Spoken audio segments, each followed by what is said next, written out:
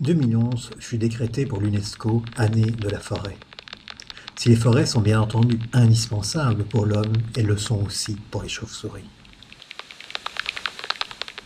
Sur les 21 espèces qui animent les nuits de notre royaume, la majorité sont intimement liées au milieu forestier.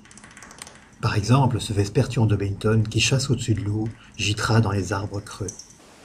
Contrairement aux préjugés, ce ne sont pas les arbres morts, mais les arbres vivants qui abritent généralement les colonies de chauves-souris. À l'inverse des autres pics, le pic noir creuse ses cavités dans les arbres vivants. Le gel ou toute autre blessure pourra provoquer des failles qui seront bien entendu, elles aussi, exploitées par les chauves-souris. Par exemple, par une colonie noctule comme ici. Pour les noctules, la forêt est un gîte uniquement, car ces espèces chassent exclusivement en milieu ouvert.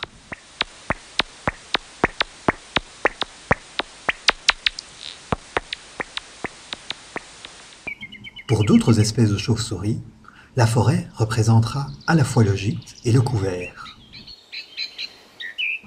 Ce vieux bunker, déserté des hommes depuis la guerre 14-18, est aujourd'hui devenu un gîte pour ces rhinolophes, une espèce exclusivement forestière.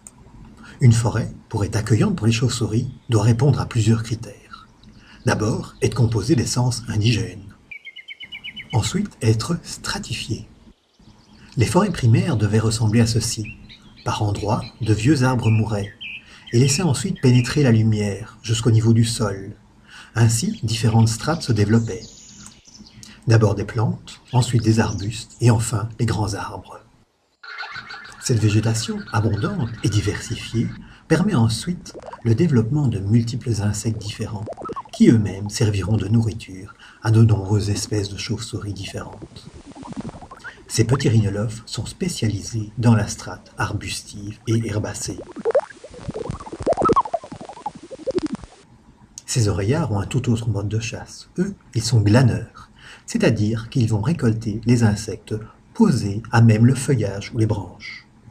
Leurs grandes oreilles leur confèrent une ouïe si fine qu'ils sont capables d'entendre les insectes sans même utiliser leur sonar. Voici une superbe colonie de grands murins, la plus grande de nos espèces, 40 grammes, 40 cm d'envergure. Des centaines de femelles sont rassemblées pour mettre, durant l'été, leur unique bébé au monde. Bien qu'également glaneurs, ces grands murins utilisent une toute autre technique de chasse. Ils volent à environ 2 mètres d'altitude dans les forêts dépourvues de végétation herbacée. Et lorsqu'ils entendent un carabe, ils se posent à même le sol, l'attrapent et le croquent.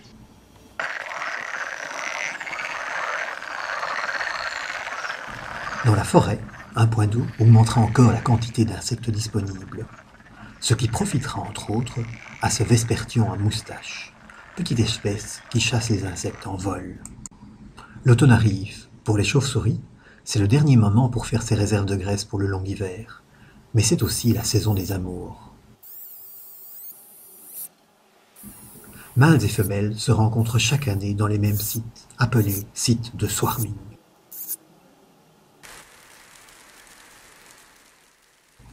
Durant l'hiver, l'absence d'insectes a obligé les chauves-souris à se retrancher dans des sites souterrains. Ce petit Vespertio en moustache va maintenant vivre 6 mois au ralenti. Il mangeait jusqu'à 3000 insectes en une seule nuit. Et son cœur battait jusqu'à 600 fois à la minute. Maintenant, il ne respirera plus que quelques fois par minute, tout comme d'ailleurs ces 2 grands murins. Toutefois, à chaque respiration, ils perdent un tout petit peu d'eau. Aussi, pour éviter la déshydratation, ils ont choisi des lieux où l'atmosphère est saturée en humidité, mais aussi où la température est toujours positive.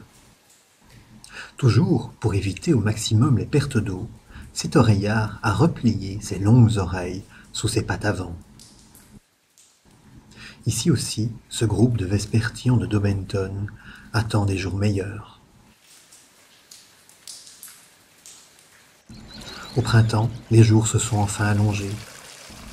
Les chauves-souris vont pouvoir commencer un nouveau cycle.